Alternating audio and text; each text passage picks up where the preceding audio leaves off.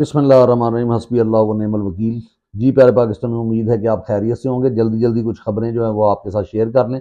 तो सबसे पहले तो जो ये खबर है और इंतहाई घटिया खबर है कि आपके ऊपर जनाब कूड़ा टैक्स जो है पाकिस्तान के ऊपर वो लगा दिया है। उसकी वजह क्या बनी है कि जो वजीर ख़जाना है उन्होंने हाथ खड़े कर दिए। उन्होंने जो चाइना से ये मिन्नतें की थी कि कर्जा वापसी की थोड़ी सी मियाद बढ़ा दी जाए, उससे भी उन्होंने इनकार कर दिया और अल्हम्दुलिल्लाह ये बहुत अच्छा किया है।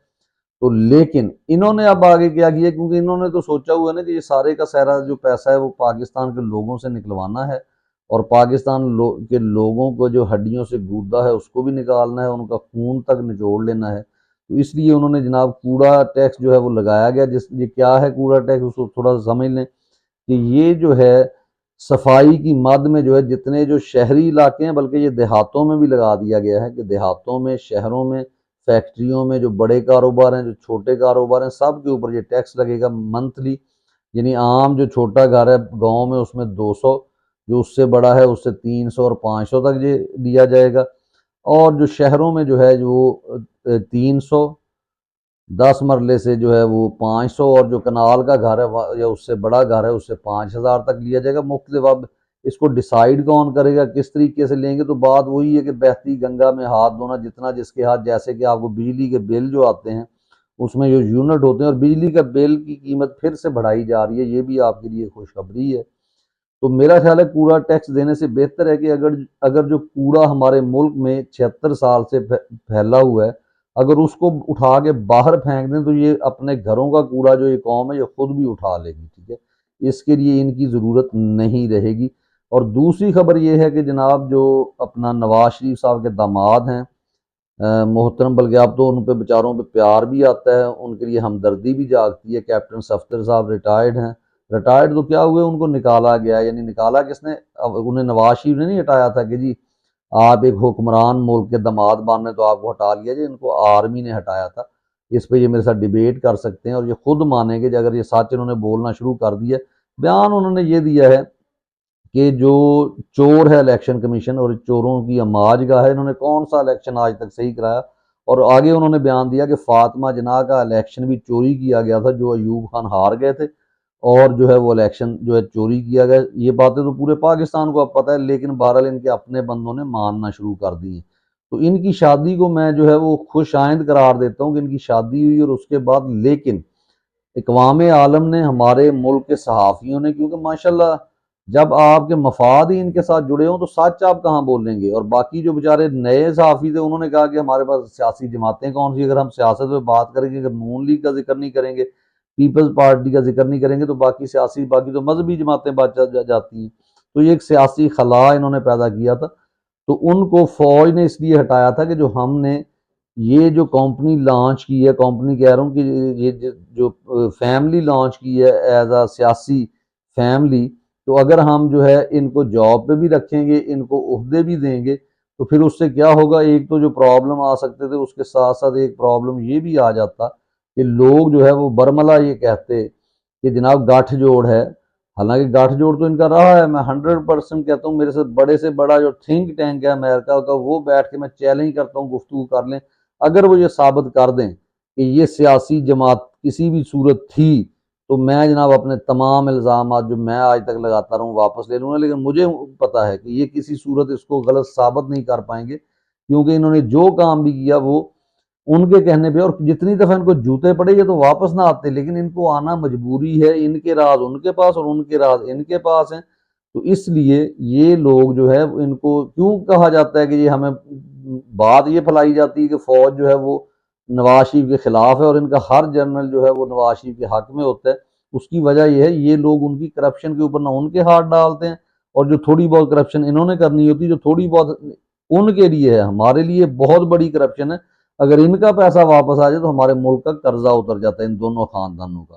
तो ये जो चीज़ है, तो सफदर ने, जो कैप्टन सफदर ने बयान दिया, मैं तो अप्रिशिएट करता हूँ कि बेचारे को जिस हद तक इन्होंने दामाद भी बनाया हुआ, ना उसकी औलाद उससे मिलती है, ना उसकी बीवी मिलती है, ना उसके इन लॉज मिलते हैं। तो एक यानी वो जिम्मेदार किस्म का शख्स है, एक अपने इलाके में उसकी इज्जत है, तो उसको कम अज कम इतने बयान देने चाहिए। अगर ये बयान ना देता तो बकौल डॉक्टर शहबाज गिल के, फिर कौन जानता कि वो सफदर साहब भी मौजूद हैं।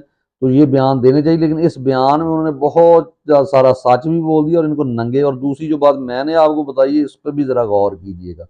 इसके बाद आते हैं कुछ खबरें और हैं कि जो कोमल वो बच्ची को उठाया गया था उसको बाजियाब करवा लिया गया और उसने भी विक्ट्री का निशान बनाया, और वो हंसती हुई बच्ची और सनम जावेद, तो आप इनको शिकस्त तस्लीम कर लेनी चाहिए। जब आप इतने घटिया इल्ज़ाम लगाने के बाद इखलाकी पस्ती में गिर जाएं और पस्ती की अथाह गहराइयों में गिर जाएं और फिर भी आप जो है जंग जारी रखें, तो बेहतर होता है कि आप माफ़ी मांग लें, तो शायद आपको माफ़ी मिल जाए।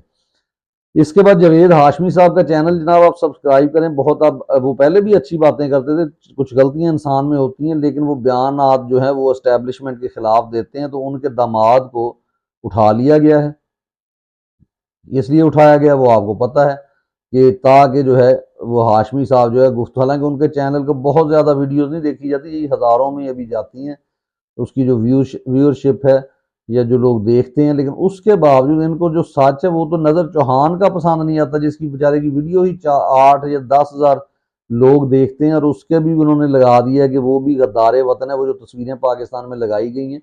तो ये वो लोग हैं जो इस तरह के काम कर रहे हैं। और फिर इसके बाद एक खबर है कि इन्होंने झूठी खबर फैलाई, जो कि बड़े दिनों से, मैंने आपको पहले भी पिछले वीलॉग में बताया था कि जावेद चौधरी, मंसूर अली खान और इस तरह के लफाफा सहाफ़ी, और किसके कहने पे, एस्टेब्लिशमेंट के कहने पे ये बयानियाँ बना रहे हैं कि इमरान खान उनसे माफ़ी मांग रहे और मुज़ाकरात हो रहे हैं। हालांकि इमरान खान इनसे ना माफ़ी मांगे, और पूरी कौम को पता है इमरान खान एक वो शख्स है जिसको मुकम्मल तौर पे कौम समझ चुकी है। यानी कौम, अगर मैं कहूँ कि उसके जो हकीकी मुजाहिद हैं, जो उसके सपोर्टर्स हैं, वो खुद भी इमरान खान है।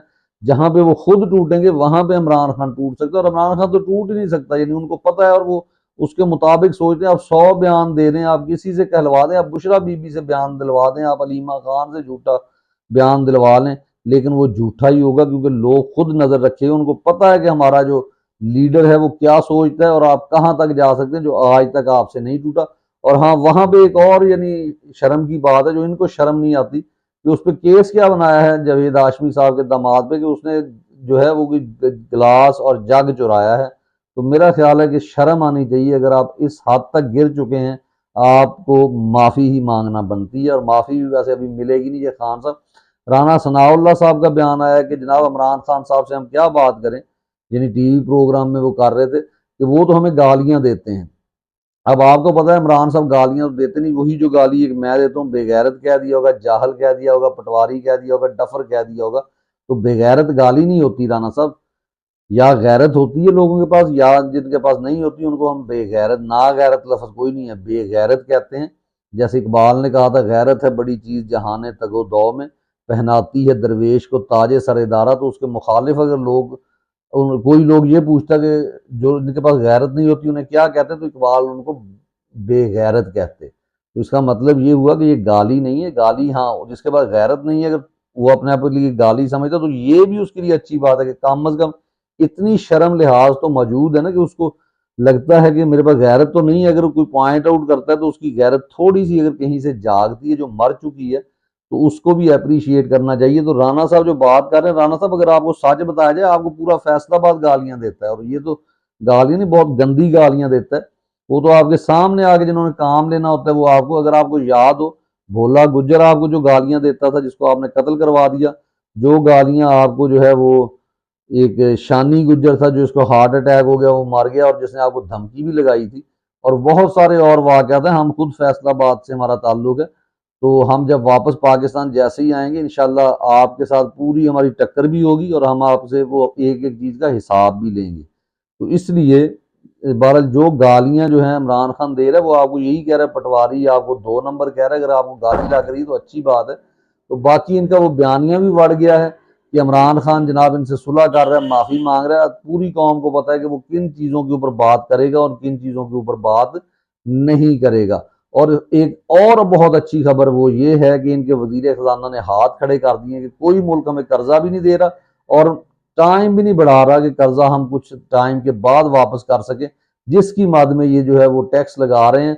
तो पूरी कौम को इसके लिए डट जाना चाहिए, और अपने हकूक के लिए अब छोड़ दें कि आप पीटीआई के, आप पाकिस्तान नहीं, आपने यहाँ जिंदा रहना है, इन्होंने तो भाग जाना है। अपने सर्वाइवल के लिए उठें, एहतजाज करें, और अदालतों का दरवाजा खटखटाएं, और आइन को मलहूज